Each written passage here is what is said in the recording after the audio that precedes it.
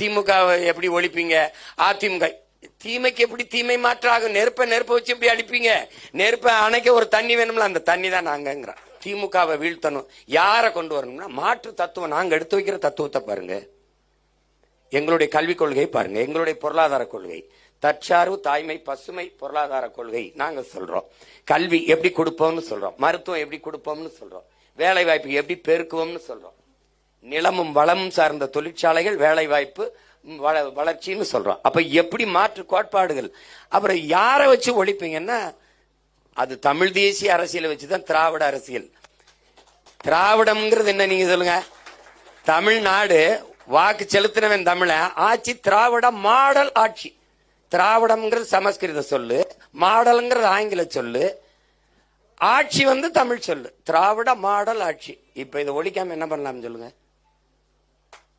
யாரு ஒழிக்கணுங்கிறத நான் ஒழிக்கிறேன், நாங்க ஒழிக்கிறோம். ஏன் நீங்க அவ்வளவு கஷ்டப்படுறீங்க? என்னன்னா